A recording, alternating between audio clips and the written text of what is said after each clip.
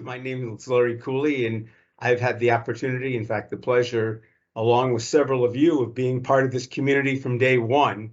Uh, that said, I know for some of you, this is day one. And so we'd like you to know that you're as welcome as anyone to try to make your contributions and to make your mark felt on this community.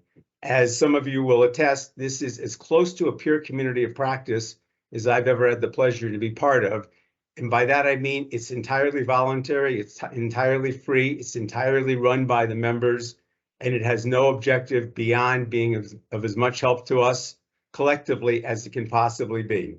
That means you if you're on this call, it means you if you've been with us for 7 or 8 years. I'll tell you just a little bit about the community of practice, then say a word or two about this session, and then hand over to my co-chair of the working group, John Floretta, who's going to be moderating the session. The community of practice started as just a stalwart few 8 years ago. We're now up to something over 2,500 from 400 plus organizations. You come from 60 plus countries. Somewhere toward half of you are from the global South, which is not the way the organization started out, but I'm pleased to say it is the way it is now.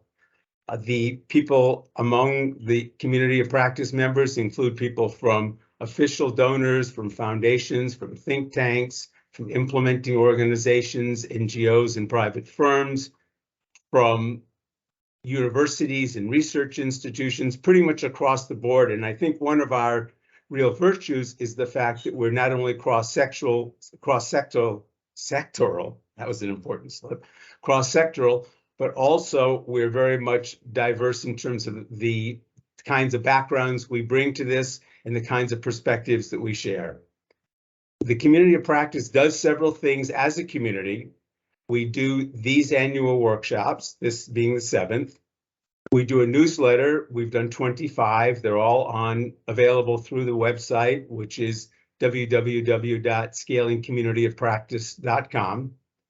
We run 9 working groups, which are all very active on some are sectoral, like agriculture, health, education, nutrition, climate change. Some are cross-cutting, issues like youth employment, scaling up in fragile states, monitoring and evaluation, and social enterprise.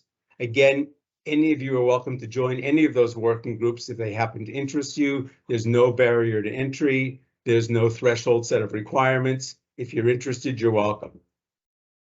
We also, as a community, have invested our time and our energy and our scarce resources in trying to produce some thought products where we thought those were important for the community. And we've done those on issues like trying to pull together the principles and lessons we think we've amassed around scaling, a new consensus around what scaling means and involves, trying to compare and contrast the perspective of systems change and scaling, looking at the issue of what we call intermediation, which is how innovation turns into the new normal or common practice, and the subject of mainstreaming, by which we mean how do things that start outside of government move their way in, and more importantly, how do funder organizations really change fundamentally the way they do their business to be able to stimulate this kind of activity. This session today is sponsored by the Monitoring and Evaluation Working Group, and John will tell you more about it in our work to date, but I'll just mention a couple of things about it so far. In contrast to some of the other working groups, we've really worked hard to develop common practice or best practice, or at least a range of practice on issues that we think are plaguing the industry and plaguing the enterprise. And I hope you'll hear a little bit about that today. The one John's going to be talking about, and the one the session is devoted to today, is one of those issues, which is how things that start outside of government, but have the intention of scaling up through government, actually do that. So I'm going to tell you just a couple of things, and I'll ask Gabby to put up a slide to help me do this. First, the framework we've used for looking at these issues.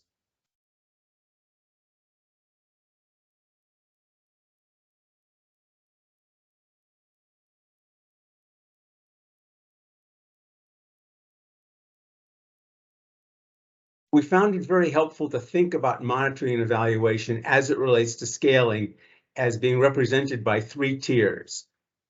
First tier has to do with the kind of information and evidence that really helps with proof of concept. We've come to feel as a working group that our community at large is pretty good at that, and we've gotten better over time. This has to do with the way models are articulated and tested and the way impact is judged. Tier 2, we feel that as a community, we're not quite as good at, and that has to do with all the kinds of uses of evidence to refine models, to streamline, to test and improve scalability. And Tier 3, which we call change management, is actually the kind of evidence that's needed by governments and by implementers in the process of scaling up and in continuing to operate at scale. And we think that as a community, we're singularly poor at that still. And so we focus our efforts as a working group on Tier 2 and Tier 3. Next slide, Gabby. That's led us to produce knowledge products in the following areas. I won't run through them all, but just so you can see the range of things we've concerned ourselves with. We've looked at issues like scalability assessment and dashboards and how to use real-time scaling labs to generate and produce and feed in the evidence that's necessary. We focused on adaptive management, and as I've said, we're focusing today, and we focused for the last year or so on this issue of institutionalization. Before I hand over to John, I want to say just a word or two by way of welcome to our newest co-chair, who will also be a speaker today. This is Rachna Chowdhuri. And Rachna, can you come on screen for a second? There she is. And Rachna, for those of you who don't know her, is Managing Director for Grants and Impact at the Global Impact Fund. That's not her first rodeo. Before that, she had important positions in social protection and jobs with that team in the World Bank in Zambia and in Nigeria. And she was country director for IPA in Zambia. She's also been a research manager for J-PAL in South Asia, and particularly in India. She's an expert in evidence-based decision-making, and she's a real asset to our group going forward from here. And I'm sure you'll all get to know her well in the months and years ahead. Welcome, Rachna. And I'll just say finally a word or two about logistics on this. We very much want your input. The previous sessions in this workshop have been much benefited by the very active engagement in the chat box. Those of us who have speaking roles today will try to answer back in the chat box if these are in the form of questions. We encourage you to respond to each other in the chat box as the discussion goes, and we will pull forward as many of those questions into the active dialogue as we possibly can. With that, I'll hand over to John to take us forward. Thanks, everybody, and welcome. Great. Thanks so much, Larry, and welcome, Rachna. We're thrilled to have you as a co-chair. And I'm very much looking forward to this session. So I'll give you a plan for what we'll do next. I'm going to start off with a bit of background on the institutionalization conversations that we've had over the last couple of years. And then I'm going to turn over to for a perspective inside government from Jasmine Shah, who's the vice chairperson of the Dialogue and Development Commission in Delhi, to hear his perspective, like from a view from the inside from government. I'll ask a couple of follow-up questions that Larry and Rachna will contribute to. Then we'll open it up to Q&A. And for, in addition to the questions we'll try to answer on the chat, give folks a chance to interact with Jasmine. He'll have to drop after about 1 hour, but then we will move over to Rachna to share, her perspective on this topic of institutionalization, given her current work at the Global Innovation Fund, but also her past experience. And then we want to get a view about where we should go next. And so I'm going to pass over to Larry at that point, and we'll do a poll. Should we continue to invest in this topic of institutionalization? And we have a couple of other ideas as well. We'd like to get feedback, and then that'll inform how we structure ourselves in 2023 in terms of the sessions that we're planning. Well, great. Let me start, and Gabby, if you could show that first slide, that would be helpful. So as Larry said, this topic of institutionalization, it's kind of a clunky term, but what we mean by that is innovations that often started outside of government. And so you can imagine like direct service implementation by NGOs that over time people saw as a pathway to scale, collaborating with government to contextualize them with inside government systems, and then collaborate with government in scaling these ideas. And over the last few years, we've been really trying to bring that perspective into the monitoring and evaluation working group. So we've been looking at, we've had NGOs talk about their experience from Educate. I see Megan Mahoney as part of this call as well. Young Love, Room to Read from the education sector. From the health sector, Last Mile Health, Living Goods, Neura Health, all talking about their work of moving from direct implementation to institutionalizing innovations within public services and being a partner with governments to deliver. We've gotten a perspective from donors, from Co-Impact, the Financing Alliance for Health, FCDO, UNICEF, the Global Partnership for Education. But what we've been, kind of core missing as part of this is like a perspective, not of these intermediary organizations, but a perspective from government.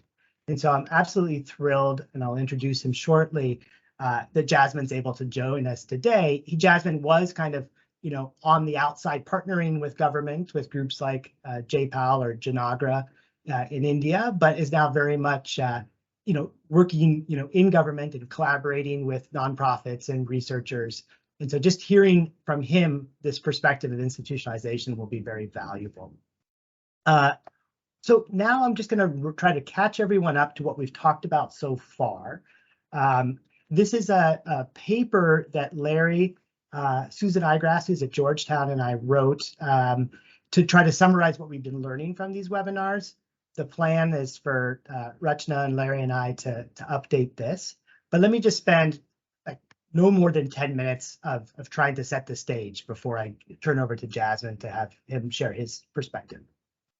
And so essentially, like I mentioned, this is about a lot of innovative nonprofits moving from their perspective from the measuring the impact of a program that they're scaling themselves. So like through direct service, outcomes, reach and equity, efficiency and cost, fidelity to the original model, to assessing how government is, institutionalizing, or maybe a better word is like owning the program. And so when we started off over the last couple of years, we were asking these different NGO leaders and donor leaders to speak to their experience, and compared to this MSI tool for tracking institutionalization, which was looking a lot at some like hard aspects, like, is there a budget for the program, human resources aspects, infrastructure, and, and scoring like on 1 through 4, like how they saw that process of ownership taking place within government. That's what we were asking the speakers to react to.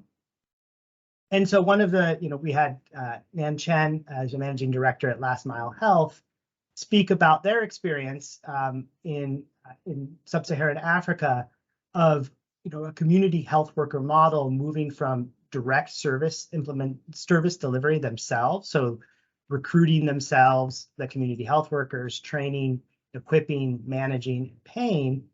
And like Last Mile Health and many other like large nonprofits of moving from that model to a model where they're really focusing on collaborating with government to strengthen their systems. So you see at the bottom of the screen, there's still a focus on delivery, but this broader focus on policies and HR for how they could work to help strengthen and upskill the government's own community health worker program. And this of like working through systems as opposed to direct delivery, when we think about like this, what many people could claim it, looks like, and that the government will quote unquote scale up the program if we're able to show that it's effective, to, really like what, this was a big theme from all of the speakers we had over the last couple of years, that the actual process is much, much messier. and also requires a different set of skills, which we'll touch on in a little bit.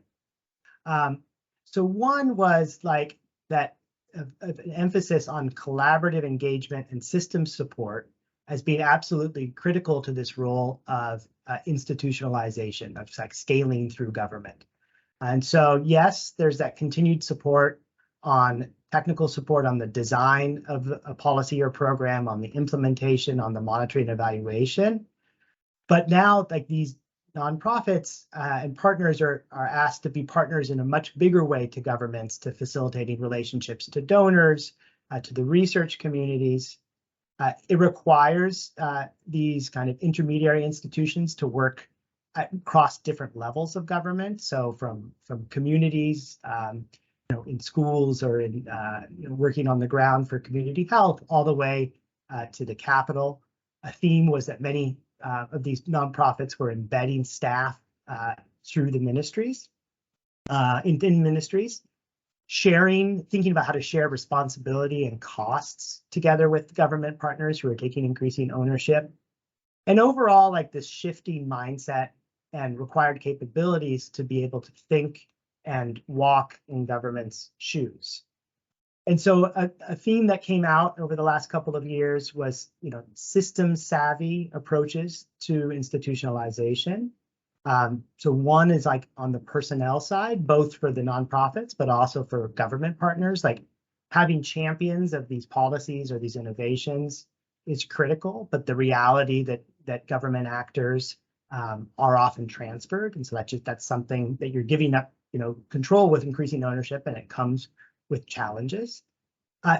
Thinking more sophisticatedly about financing. So Angela from the Financing Alliance for Health, kind of said that you can think of a maturity model even just for budget lines. So to show up for a government showing increasing commitment. So moving from like no budget line, but real in-kind contributions, to a secured budget line, but not yet funded, to a funded budget line, to a funded budget line that increases annually. And then you had partners, including Living Goods and Educate, which were beginning to work upstream on broader policies. And so, Educate was sharing its experience and working with the government of Rwanda on a particular skills program. But then we're invited to kind of help shape the broader policy of the country's entrepreneurship program. Similarly, Last Mile Health was... John, sorry to cut in, but the slides are not advancing. If you... okay. We're still on... so maybe they're advancing on my bit, but maybe Gabby, do you want to catch me up into slide number 9? And just let me, because on my screen it's showing advancement, but it's okay because I'm just trying to provide a general overview. But maybe Gabby, you can let me know. I'll let you. Okay, we're on 9 now. Yeah. Okay, great. So this is the point I was making about personnel, financing, and policy. Let me sync it to yours. Gabby, could you go to? Thank you very much, to slide number 10, please. And another part of the monitoring and evaluation of institutionalization is, building, monitoring systems. So not only institutionalizing the policy or the program together with government, but making sure that there's monitoring systems to track progress. And so Motsepe, who's the co-founder of Young Love, was bringing the point of like how do you bring good actionable data into these public systems. And this move from treating these programs as like special with their own external monitoring to really trying to be a partner with government to improve its own data collection for this particular program, but more generally. Nan brought the point of like, this means, developing shared questions with government and helping to build data systems to answer government's own questions, and capacity building and data review meetings, is a key part of this at the national and local level. So if you're serious about scaling through government systems, there's the issue of scaling the intervention, but also the issue of like scaling the monitoring systems. And next slide, please, Gabby. And so, in addition to monitoring, also thinking about evaluation. Many governments don't have formal program evaluation units. So many of these kind of intermediary NGOs were leveraging their networks with domestic and international academic institutions and consultants to bring enhanced evaluation capacity to their government partners. Next slide, please.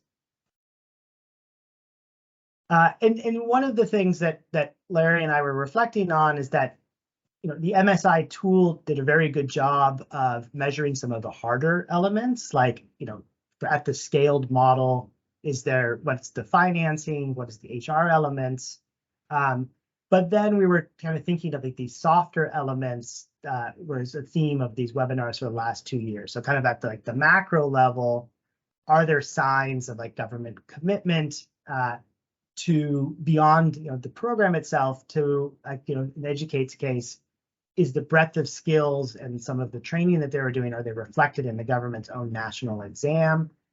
Are there champions in the system spending their political capital to advocate for the program? And at the ground level, what's the motivation and energy of frontline deliverers? Are they seeing changes through the program, or is this just another program and there'll be another new program the following year? And last slide, please. And so this prompted us to have further reflection on the role of intermediary organizations in institutionalization. And so, yes, the support on design and implementation in M&E, but also this increased recognition of the role that these nonprofits are playing upstream and downstream in building coalitions, being very savvy about working within government, having access, trust, and relationships, but also, bringing a broader set of partners to this government partnership, from donors, civil societies, researchers. In many cases, some of the partners were still doing some direct implementation on the side to continue to innovate the model. And it led to this broader question of flexible versus projectized funding. And so essentially that for NGOs to play this role well, that they would need some types of flexible funding. So let me stop there, and Gabby, you can go ahead and take off the slides at this point. And so one of the things that we were not particularly well placed to do is, you've heard a lot of what's come here is then the perspective of researchers or nonprofits or donors. What we've been missing, frankly, is a real perspective from someone in a government role. And so it's my huge pleasure to introduce Jasmine Shah. He is the vice chairperson of the Dialogue and Development Commission with the government of Delhi, holding a position of rank of minister. Jasmine has broad experience working on urban governance and policy issues. And he's been working and advising the government of Delhi since 2016. He's the architect of Delhi's first comprehensive outcome budget in 2017 to 2018. He's been very influential in the government's focus on health and education spending. And previously, Jasmine and I were colleagues at J-PAL, where he's the deputy director of our South Asia office. And prior to that, Jasmine was at the Janabra Center for Citizenship and Democracy. So Jasmine, thanks so much for joining us. I kind of want to turn it over to you initially to maybe make a comment on just explaining your overall role, and then if you had anything salient to react to in terms of some of the ideas that I tried to summarize from previous sessions from nonprofits and from research organizations. So Jasmine, over to you, and then we'll go into a little bit of Q&A with Larry, Rachna, and myself, and then we'll open it up to our colleagues who are attending the webinar. Thank you, John. Am I audible?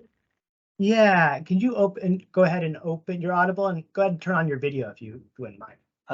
Yeah, my video is on. Am I visible? Oh.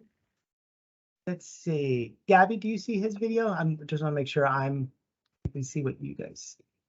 I do not, but perhaps, Jasmine, you can shut it off and turn it back on again. Okay.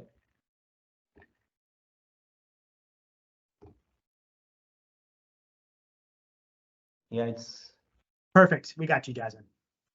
okay. Great. Thank you, John. It's my pleasure to be, talking to all of you. Have heard about this community of practitioners and researchers interested in scaling up, and it's something that's personally been very close to my heart. Even before I have been within the government in my previous role at J-PAL. I was largely part of the policy team that was interested in trying to figure how do we take impactful programs at scale. In my current capacity, I am part of this commission, which is the think tank. The easiest way to explain it is that this commission called the DDC, or the Dialogue and Development Commission, it's the official think tank of Delhi government. So the government has various ministries and departments that are implementing various programs or providing various services. This was a body created not too long back in 2015, dedicated towards bridging knowledge and capacity gaps that the government might have when it wants to either design or implement policies. And the idea is that this acts as a bridge institution between many organizations that are outside with wonderful ideas, but somehow feel challenged to approach the government and work together with the government. So we are very much dedicated towards this idea of increasing dialogues between stakeholders out there, the civil society, the academia, and the Delhi government, and trying to formulate collaborations that can deliver impact. Is that fine, John? I'll talk about some of the themes Yeah, that would be that great, you touched Jasmine. upon. Yeah, that'd be great. Yeah, so it was a very interesting presentation. I think I must say that many of the themes that you touched upon are completely relevant. From my experience, it's been 6 years that I've been part of Delhi government, and 4 years since I've been a part of this commission. Prior to that, I was an advisor to the Deputy Chief Minister of Delhi. And, I haven't seen the kind of, I think the framework that you had put out on one of your earlier slides, which had many variables, leadership and budget and funding. I think typically what I had seen, and from my experiences being part of the civil society, 6 years back, is that there's a lot of I would say there's a lot of intellectual heavy lifting that goes on at the stage of designing an intervention and the impact evaluation.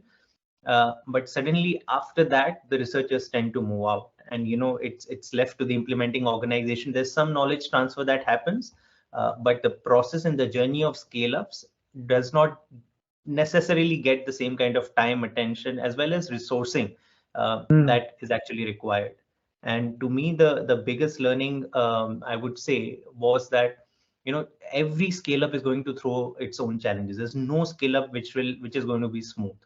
And the reason being, and I'm talking about a scale up led by a government, is because the multitude of actors, all with their own motivations, all with their own time windows when they are going to be in their respective offices. So unlike a good non-profit where the leadership, let's say, doesn't change probably once in 10 years or so, in government things can change very fast. And therefore, how do you, I think the larger question is that how do you create an environment where those changes don't impact the direction of the scale up? I would say first and foremost, from my experience, as a civil society organization, first of all, I must say from my own experiences within the government before I talk about scale ups, is that we actually work a lot with non-profits. And for those who follow policy making in India, and especially education policy making, would know that Delhi government is synonymous with innovation in education and healthcare, and especially education. Many new experiments as well as interesting innovations that you see in the government education space are today happening in Delhi.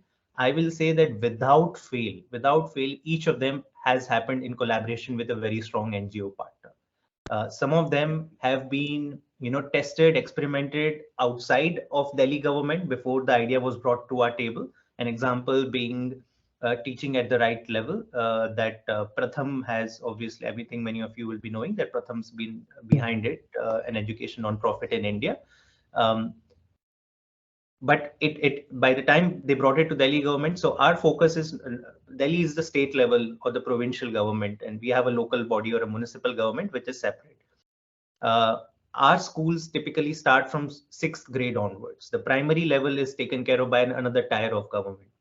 We still face many learning deficits in our own schools, even though it was from 6 standards onwards. But Pratham's experiment by and large was at the early grade. So we had to adapt that innovation for later grades, 6th, 7th, 8th.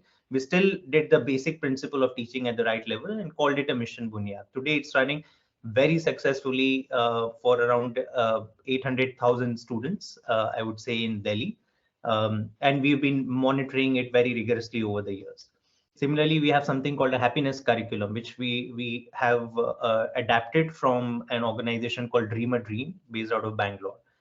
We have an entrepreneurship curriculum. So there are multiple examples of such innovations that we are working on with these organizations.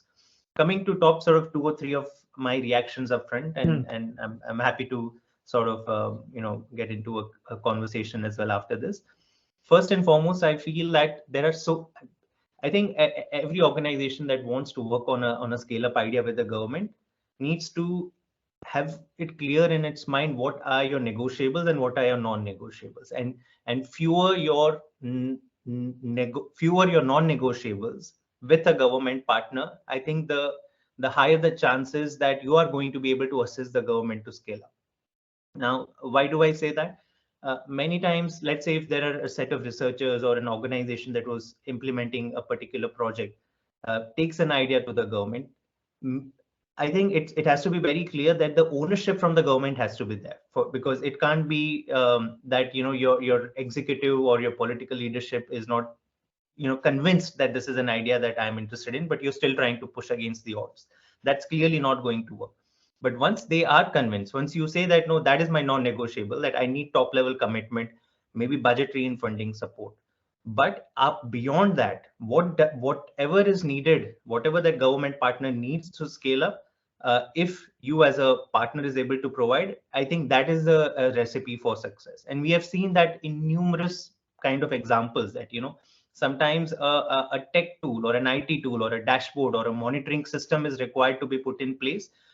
We have had to ask our NGO partners that will you, because rather than government trying to tender it and contract it and get something which may not be up to the mark, if you say that, no, I'm willing to do it, so the donors need to be flexible, the implementing partners need to be flexible, and be ready to say that, probably at the initial stage, it's the training or capacity building support that is required. Maybe it's the monitoring systems that is required.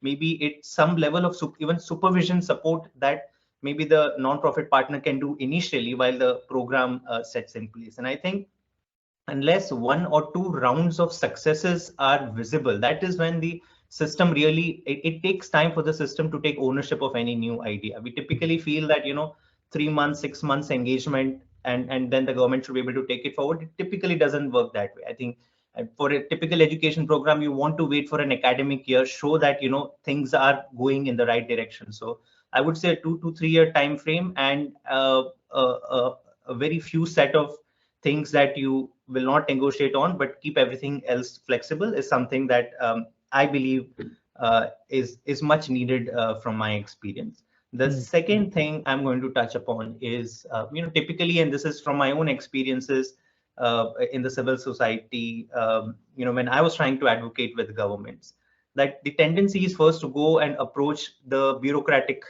leadership within a government department and say that, and try and convince them about the idea. I think there is a sense of hesitation to approach the political executive, let's say the minister, and try and convince them. But increasingly, I'm of the opinion that for the longevity of any program, as well as to ensure that the right kind of budgetary funding or everything else is provided for that program, getting the political executive also on the board. In fact, I would say it is a more important necessity than the bureaucratic leadership. And the reason I say that is typically in India, the duration of bureaucrat changes, or the posting changes every 18 months. That's the average, 18 to 24 months. And then you will see a completely different officer. And typically, if that was a pet project of an officer, the officer who comes afterwards tends to scuttle it. There are all kinds of bureaucratic politics involved. But if you have a stable government in power, and if you can align them or convince the minister concerned about how this program adds value, in fact, go a step further and help them craft a communication narrative around why this is important for your constituents. Allow them to sort of, claim victory or talk and advocate for that program openly, because that is how the entire system, sort of in a democracy, that's how the entire system takes the message that, no, this is very important to my top boss out there, and therefore I'll have to figure out to make it work. Some of the most successful programs we have done in Delhi over the years are the ones that have been a flagship for either our chief minister or a deputy CM. And it takes time to approach, or it takes time to convince them. Most of the times, actually not. They're very sharp. The political executive very clearly know what they want or what they do not want. But once you get their support, I think the odds are that things are going to fall in place, and you don't have to worry after, small. And I have, in my experience, I have never faced an example of a program that has suffered because of lack of funding. If your leadership is behind you, most of the time, especially in India, I would say governments have funds, for programs that matter, for programs with demonstrable impact in the lives of people. There are funds. It's about really convincing the people who matter, and I would say that we should aim high and get the bureaucracy aligned, but also work with the minister. So those are my initial comments, and sort of happy to talk further. Thanks, Jasmine. That was incredibly interesting. Maybe to try to, maybe we can go back, and one of the things that we discussed in this group over the last couple of years has been the teaching at the right level work. Can you maybe draw out a couple of these themes just by, I think maybe not the initial stage of like the government of Delhi coming to know about teaching at the right level and learning about its impact, but maybe like kind of fast forward past that part to like the government's decided that it wants to integrate teaching at the right level before it's kind of scaled it up. What are the types of support that were provided that proved integral in this case to government being able to scale and sustain and like transfer this to improve literacy and numeracy outcomes for children? Yeah, so I think we got incredibly lucky that a very senior person who was part of Pratham for maybe 15-20 years decided to move and be part of the education team within Delhi government, supported by Pratham. And I think in one of your slides I did see the kind of a systems, because implementing a program at scale like this requires all the systems to be integrated. It's not just, it's the training of teachers even because teaching at the right level was at earlier grade, we had to actually devise the books and the curriculum for teaching at the right level at higher grades. So it was almost probably a year of prep work before we could start slowly introducing the program. And today I think we are in probably the 4th or the 5th year. It's called Mission Bunyad. It's well covered by the media. We like talking about it. So the minister proudly takes ownership of this initiative. So we had somebody very senior from the host NGO, I would say, who was sitting inside the government day in and day out, anchoring each and every piece of this innovation, trying to adapt it, designing the assessment tools, looking at the initial set of trainings that happened with the teachers. And there were implementation bottlenecks. There was obviously a little bit of a pushback normally, grouping children, by their learning level and stuff. So it takes a lot of convincing for different, and internally you will see that government officers would not like to convince other government officers. So it requires that strong NGO support. And I would say, since the minister was very convinced, his advisors and his core team was very convinced about the program, we had a partner who could work very smoothly, without I would say facing much of trouble. I would say that that's largely my sort of what I remember of the experience. That's great. Thanks, Jasmine. That helps bring it a lot to life to me, and it does show you what's at stake. I mean, we had a similar case with J-PAL and scaling teaching at the right level in Africa and this new nonprofit, and we had our head of policy for J-PAL move to that nonprofit to be embedded to make it happen. So it's a different form of commitment that's really required. Maybe Larry, I'll turn to you. Why don't you ask a question, and then before Jasmine, you answer, have Rachna ask a question as well, and you can tackle both of those, Jasmine. And then I'd really like to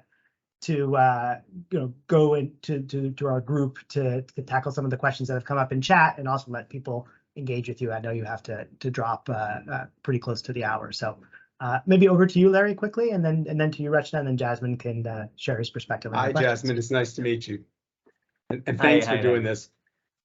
Listen, I'd like you to have a little conversation between yourself now and your former self.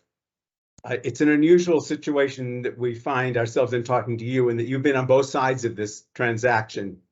And I'm wondering a little bit if you knew then what you know now, if you would have approached some of what you did then a little differently than perhaps you did. And let me tease that just a little bit more. One of the things that we've been learning in the community of practice is that people tend to think about evidence in one way if they're focused strictly on the intervention. If you're kind of project-minded and you're focused on proof of concept, you're looking at things like return on investment and impact for effort and so on. But the people inside the system have a system to run, and the change simply creates a new normal for them. So there are usually trade-offs involved. There's usually some kind of an opportunity cost kind of a decision, but they're looking at the system before and the system after, not so much the intervention as a self-contained kind of thing. So I'm wondering if you, seeing that and being responsible for that now, what kind of information is really dispositive for people in those positions? What's convincing beyond the fact that the intervention taken by itself has impact on some set of participants? I'm not sure if I made that question clear, but I mean, I've just watched the way budget conversations, for example, happen when you're inside government, and they don't sound anything like the conversations I've heard on return on investment when you're talking to NGOs. They're talking about the project as if it were standalone intervention. As soon as you move into a budget committee in Parliament, or as soon as you move into a minister's office, it's always a trade-off against something else in this, or it's always some change that needs to be implemented in the system. And that's a different kind of information, at least in my experience, than the kind of information if you were just looking at an experiment and a result. Right. Okay, so I'm gonna try and answering that. I think it has many themes that you touched upon. In my experience, we did, I do remember in J-PAL, we always, push the idea of cost effectiveness very strongly, and it matters obviously in terms of when you have multiple options of programs that you could possibly implement to influence an outcome, and you want to be guided by which has the maximum bang for the buck. In government, however, I mean, you're absolutely right. When budgeting conversations happen, impact numbers do not sit besides, the budget numbers. Typically, what tends to happen is the memory or the sense of whether this program is impactful at all, because the normal and I'm talking about probably many variations across different governments and different countries, but largely in India, I would say that if you're able to demonstrate a very clear impact, I think the recall value of that program or the convincing ability to put more funds is going to be automatically high, because the other programs do not have any demonstrable kind of a measurement ecosystem. I would say even the monitoring frameworks that are used by governments are not very advanced. I mean, and you will see variations across governments. Some are quite thorough, but many are not. So I would rather first look at whether this program in the context of, let's say, a particular state, because India also has a lot of diversity. But let's say if a program is relevant to the context of a state government, and there is, you do a proof of concept, or you have enough parameters to say no, that this program belongs here and it will create impact. And if you're able to convince the stakeholders there, I would say that budgeting has never been a constraint beyond that point. I'm going to answer the other point also. You said that what, if comparing me from what I know now versus what I probably approached, how I approached 6 years back. I think the two themes that I did touch upon are sort of, coming from there. First, very, very important. And I would say, again, there are exceptions, but increasingly in India, at least, we see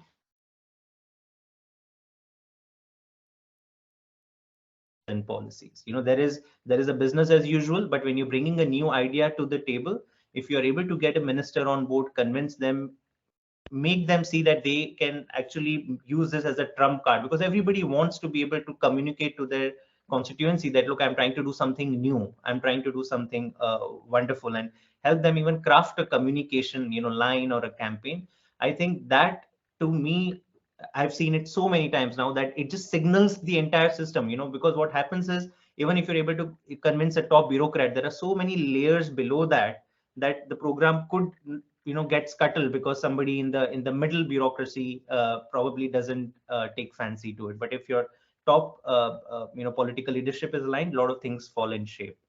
The second thing I would say, which again I referred to earlier, is this, go with a bouquet of offerings, and I think, across the organizations I have seen, that typically maybe as an organization, I have done X and Y, in my experience of working with governments.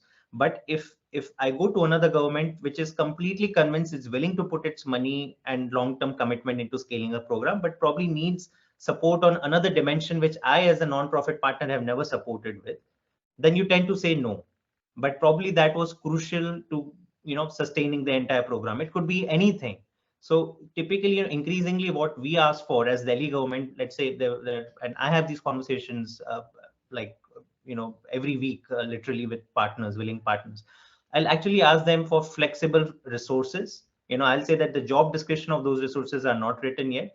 Maybe I require them to make an argument on a file. A lot of our work happens in files, and I've seen the programs succeed where very smart, sort of, I would say, talented staff from the non-profit partner, who obviously understand the program and what are the core design aspects of the program, but are willing to do everything that is required. Maybe it's going and convincing a officer two level down the chain, and probably his senior should have convinced him, but he's not willing to talk to him. So there are all kinds of funny factors that come up, and if you do have this flexible kind of a job description, and people who are singularly minded about making it happen, then I've seen like wonders happen when you can create a team or a task force which is exclusive and with I would say at least a 3-year time span to making it happen. Thanks, Jasmine. Yeah, and actually just on that, I wanted to, this has been really interesting to hear, Jasmine, your perspective on this, particularly, around kind of the time frame that you're talking about. So I think a lot of like the work that happens on the outside, I think the 2-3 year timeline can be a bit daunting because it requires almost like 3 things. So it requires this kind of perseverance, patience, as well as like the political savviness that you're talking about. All 3 things that sometimes don't actually line up because you need to find the right policy window, as well as the kind of the leadership alignment and the overall political mood as well. And a lot of this is actually luck, right? Like, being at the right time at the right place and sort of catching the mood at the right time. And so I'm kind of reflecting back on in terms of just like this idea around like patient perseverance on like, keep going back with different bouquet of options. And like, I think that's something that I really wanted to hear more about because, a lot of times when solutions are tested outside, like, there is just kind of one way of thinking about it. And this trade-off between negotiable, non-negotiable can be quite difficult to actually discern because there is an impact theory, and sometimes we like to believe that a solution is kind of like almost static and is sort of then placed in these and institutionalized. So that kind of discussion around trade-off, is it something that happens almost collaboratively with the government, or like do we kind of just throw whatever it is and see what sticks? And like actually, that's something that I wanted to hear a little bit more about because that's really interesting, and as well, especially for like nonprofits that kind of have to clearly like persevere, continue to be patient and go back and forth on this? Yeah, so your point on luck is important, but I feel I think there's a crucial stage at which the partner, the non-profit partner, has to decide to go all in, right? And I think that what should be non-negotiable is absolutely clear commitment from the government that they really want this, and the leadership is putting its weight behind it, right? And then you try what you're doing, because once you're convinced that, let's say, your top two people, I would say that's the best case scenario, your top two people, let's say the minister and the secretary, both are completely convinced about this program, then you want to be able to put yourself in their shoes and look at down. They have 10 levels of officers and staff to convince and get them aligned, and many things to happen before a program like that gets implemented. So the luck factor or the policy window factor is getting the top two convinced. But once you reach that point, I think after that it's a call that you have to take, the donors have to take, that are we going to go all in, or are we going to give a handbook, stay for 3 months, and then say that go now run the program? I mean, and especially, I mean, the experiences I have had, I would say 2 to 3 years is, this is something that I do. I ask partners that, are you willing to commit 3 full years? And sometimes if it requires jointly going and approaching and convincing donors, we will do that. But that's an absolute certain, because I know that we are going to be steady, right? We are going to be supporting this program and initiative, and I have to decide as a policymaker today, is it worth my time? Because I do know that the system below me is very complex. It'll take that perseverance, patience, all of that stuff. But now I've seen this happening so many times that if you stay put, if you have a strong partner and team trying to figure things out as problems come up, invariably you do manage to see the outcome. This is great, Jasmine, and I think that kind of connects to this point of, there's been a couple of great points brought up on the chat, and one of them, which resonated in particular, was from Tijip Walker. Excuse me if I mispronounced your name. It was, about maybe the way I presented this. It seems like very supply driven, and obviously from a perspective of government, like having demand for these types of innovations is very, very important. And so I guess one question I have for you is, and maybe this is a question that Richard Cole has asked, and you've touched on it a little bit, Jasmine. This is like, in your experience, how much bandwidth is there within the bureaucracy for going beyond business as usual? And like, what is like, obviously, if it's adapted by a minister, or a chief minister, a deputy chief minister, there may be, that for a handful of programs per year. But what has been your experience, like, say, within the teaching at the right level and working within the education department? And part of it is like you're augmenting where Pratham can provide support, like an MIMS system. You're trying to send signals. But like in terms of aligning the bureaucracy, have you had, what has your experience shown that on education or health or some of the climate change innovations, like how to do that well, given that business as usual takes up probably 120% of their time, and they have to be responsive as well. So do you have any insights into that particular piece? John, over time I have come to believe, and this may not go well with many of those, and I'm like, I've seen many times engaging with bureaucracy has led to great outcomes. But I think in a system like ours, the real, I would say, hunger for change, the hunger for lasting change, and being able to deliver it against all odds, comes from the political executive. If you can identify, I would say, an enlightened political executive who really wants to solve the problem, there is a hunger to say that, no, I want to get this problem done. Then, the system has to, because that system will find a way to fight it back. I'll tell you, in the initial 1 year, because our government in 2015, when the current dispensation under Chief Minister Arvind Kejriwal came to power, education budget was doubled in year 1. And the message clearly had gone out that we wanted to get education. Education was the #1 priority. It was the bureaucracy that fought the elected government, saying, that the usual response to any new idea was, this is not possible. Or second, we have already done this. Any idea that was thrown at them, we were hitting the wall all the time. And, it took us time to identify the right set of officers to very clearly drive the message from top down, saying that, look, you have to make space for this. Question is, once they know that this has to be done, then you can get to the next question of how do we get this done? If you have only X number of resources, then how do you smartly sort of use that? If a teacher has only 6 hours or 4 or 5 hours of teaching hours in a day, how do you make space for a 40-minute happiness class? What else suffers? So there is a reason why most bureaucratic systems, they like status quo. They're designed for status quo. So I would say the flag or the torch bearers for change, and probably this is not the same case everywhere across the government, and I've seen excellent bureaucrats try and push many of the programs successfully, but more often than not, and I'm talking about my personal experience, there's a lot to be said, and I think there's a little fear approaching at the political leadership level, but I would really and strongly urge that start from there. Maybe if you're not able to connect there, there's no harm. You can always go to your plan B.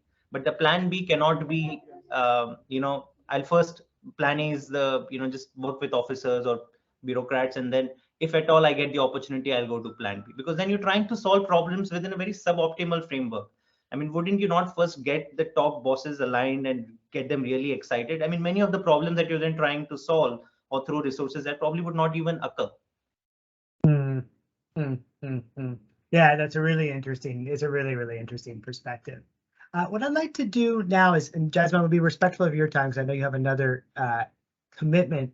And Gavin, you can, maybe we can get maybe just a couple of folks who, let me choose a couple of final comments from folks. Or actually, better yet, maybe if people want to raise their hand, and I can just call on a couple of people, and then Jasmine, you can answer their questions together. Like we can bunch them together for like a final comment from your side. So Gabby, I'm assuming that's possible. If a couple of people want to, rather than have me moderate from the chat, if a couple of people want to raise their hands, that we could unfreeze their mic and that they could ask question directly. Correct. Just pause.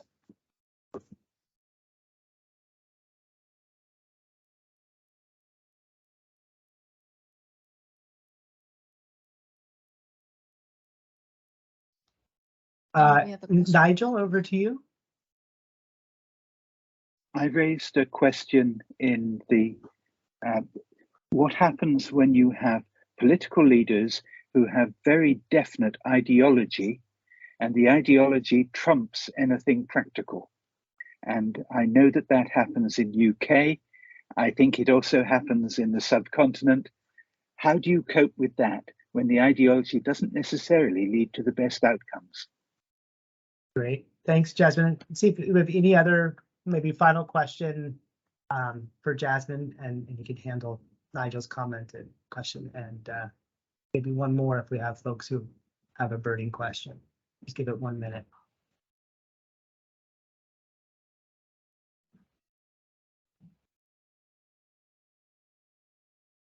Great, and I don't know who this is coming from, but from the Secretariat.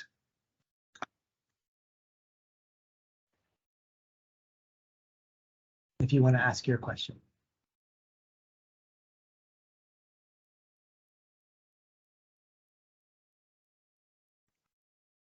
Sorry, I had to unmute myself. This is Maria Brindlemeyer.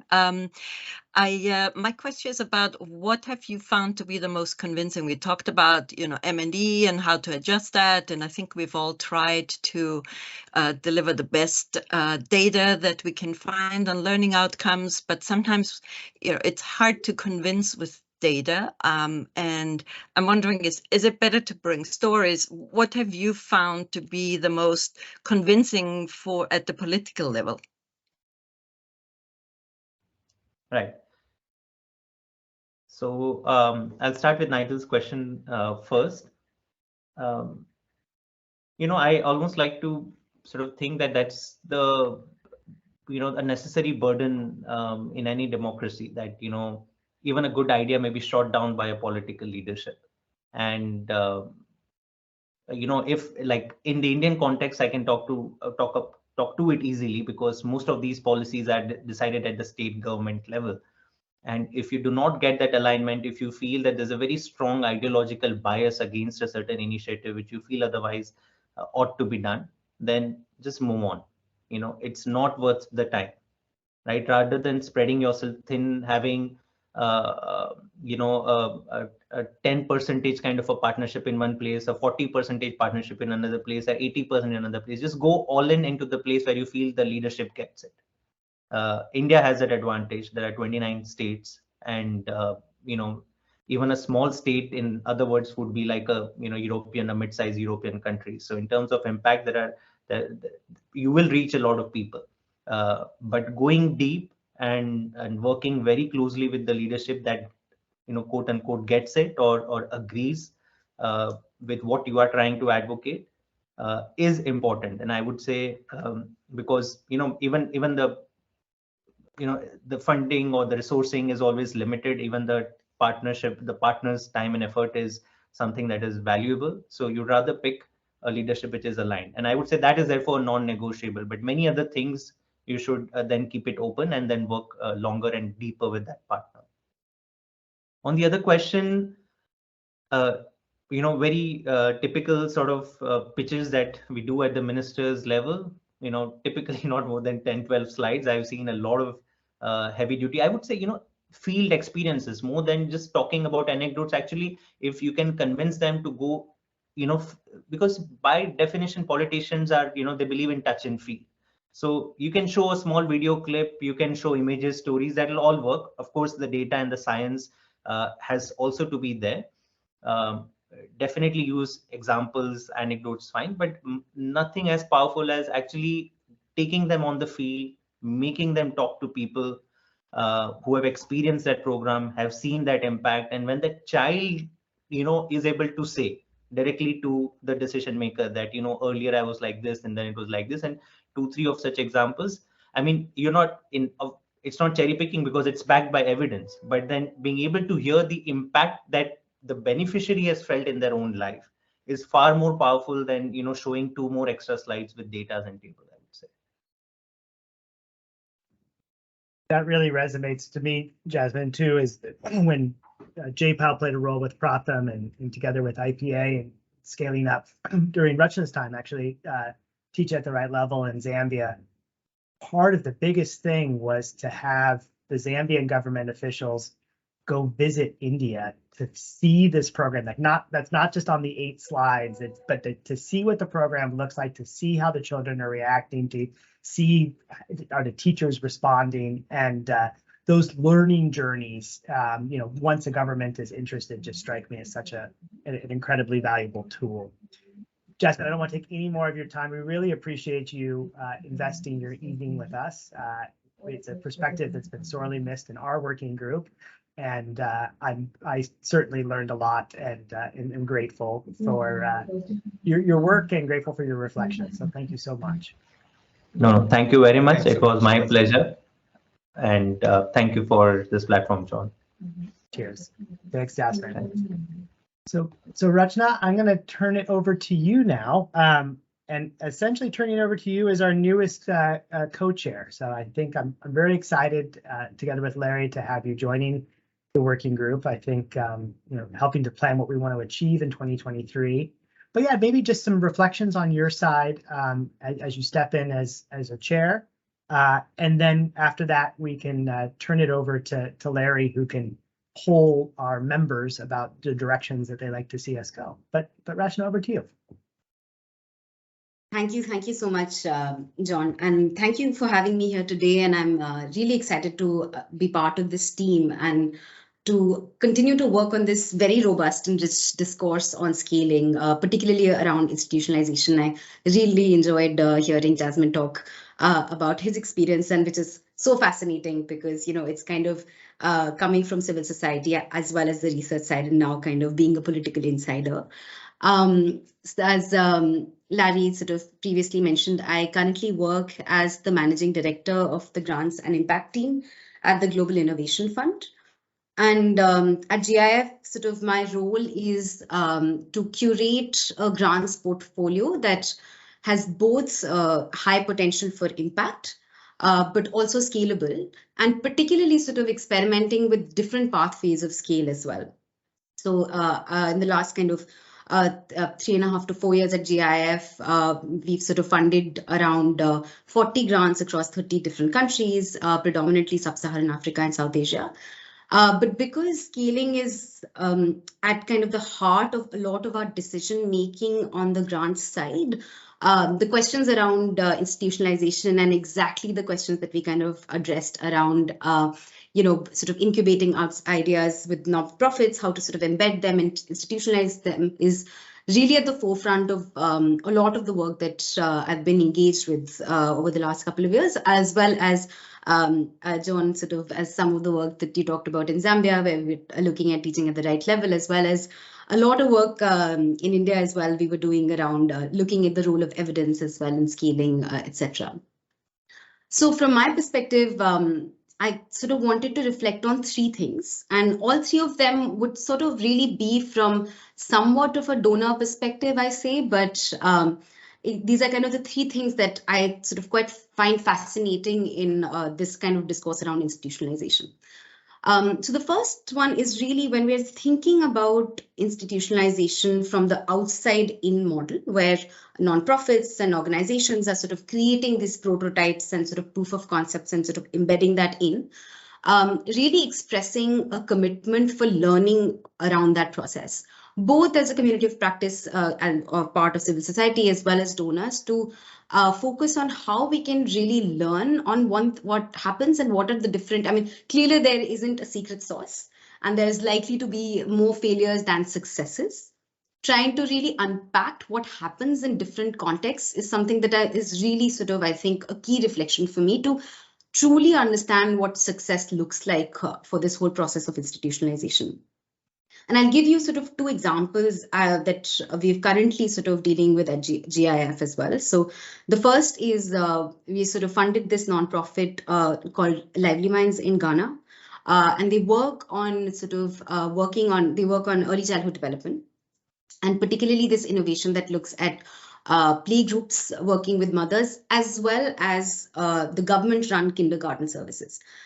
And GIF sort of came in at the point where they had just tested this out in a few districts and wanted to kind of take it to scale. And the learning question was really around what are some of the motivations and incentives at the last mile sort of service delivery at the decentralized level in terms of the district's incentives, as well as alignment sort of with the Ministry of Education more broadly, as you think about this 2-3 year long process of working with the government and really kind of taking on different propositions and kind of thinking about how to take this to scale.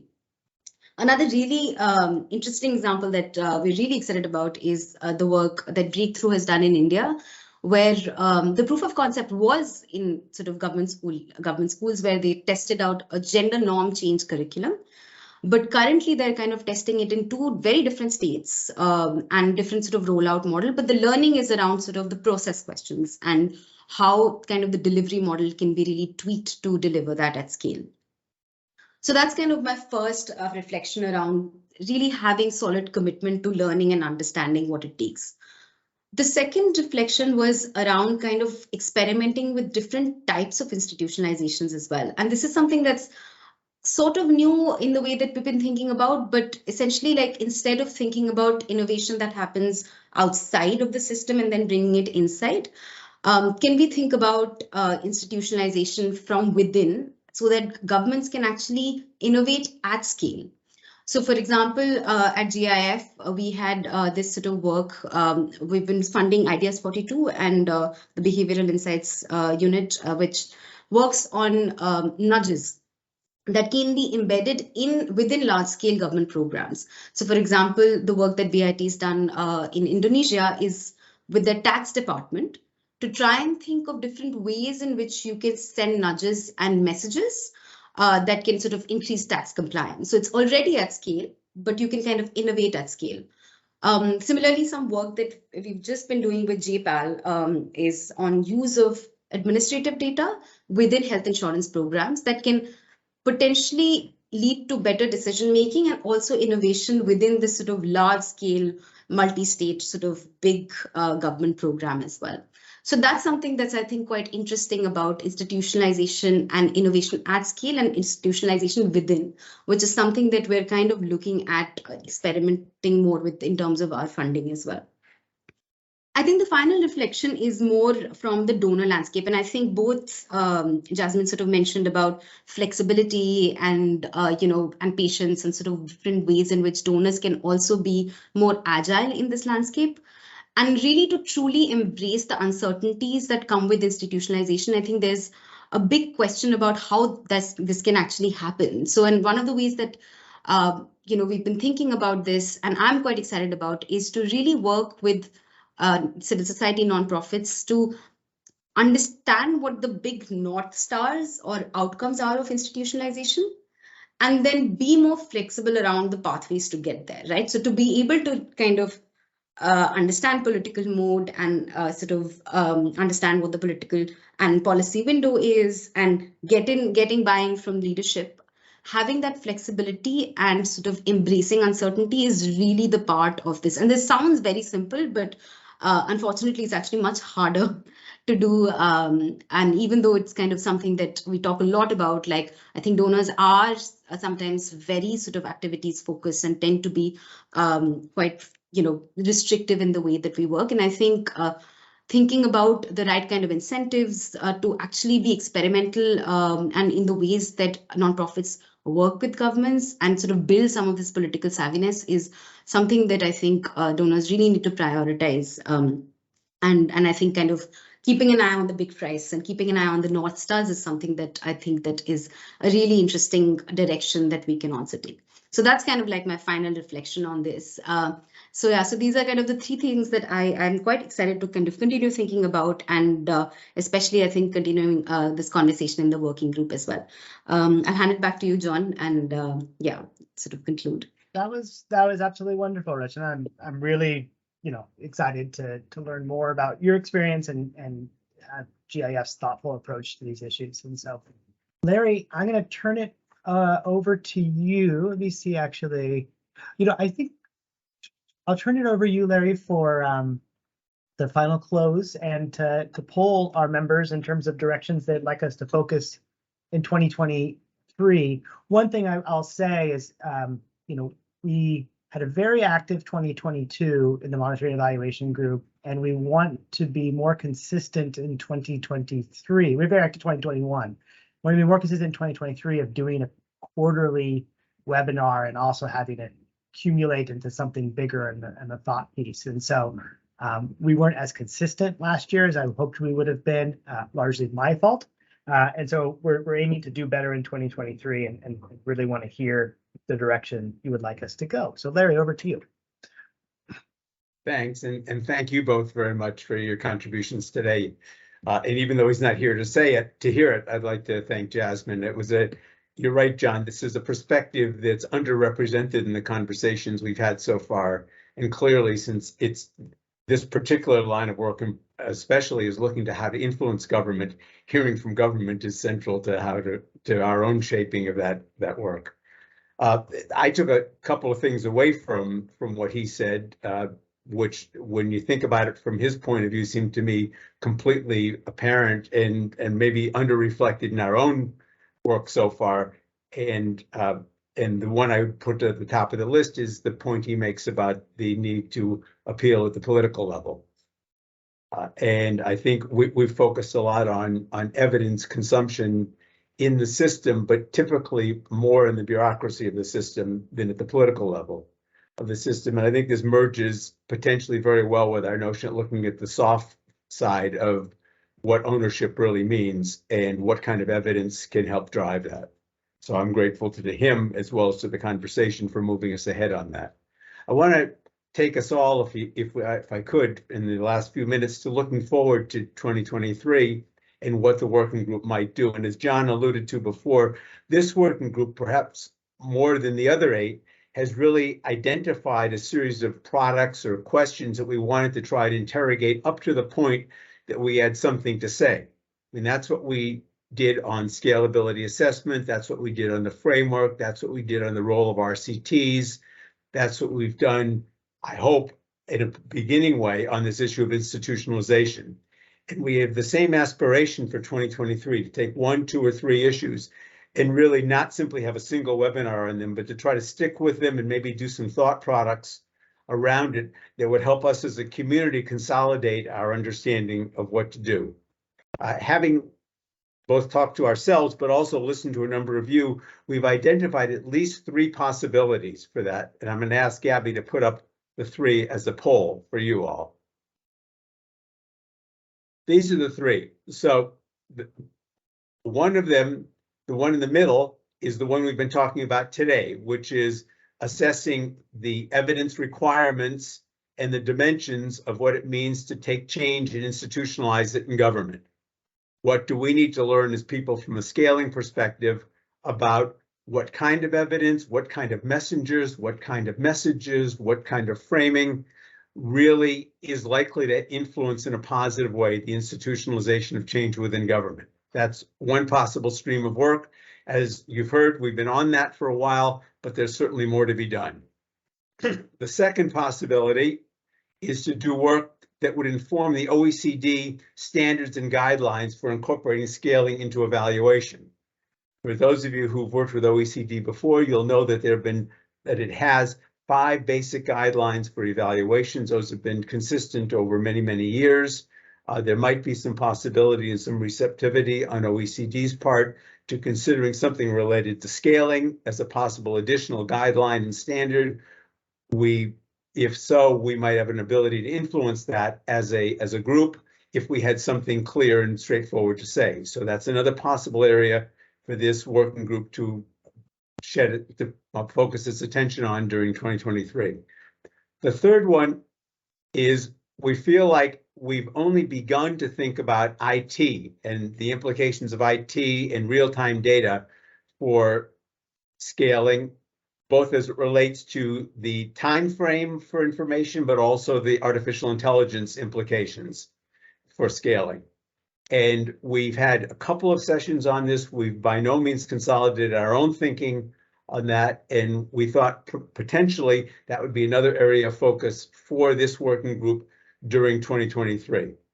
You could help us make some decisions about whether to do 1, 2, or 3 of these, and if so, which ones, by giving us your sentiments about which of these are of most interest and most use to you.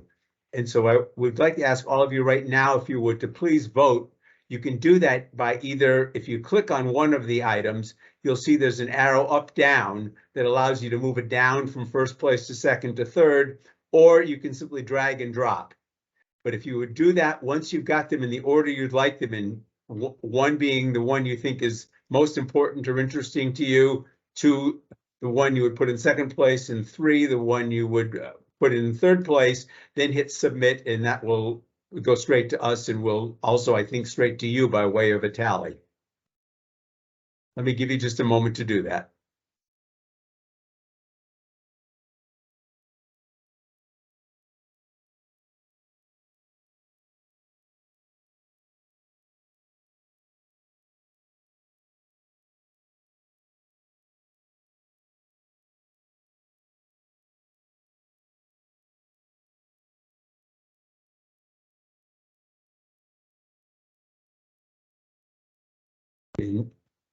Now, Gabby, I need a little bit of help reading the results on this.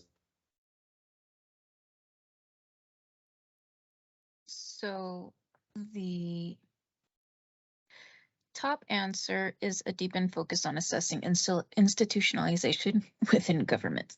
Excuse me. Next we have go ahead. Leveraging real-time data and artificial intelligence for scaling.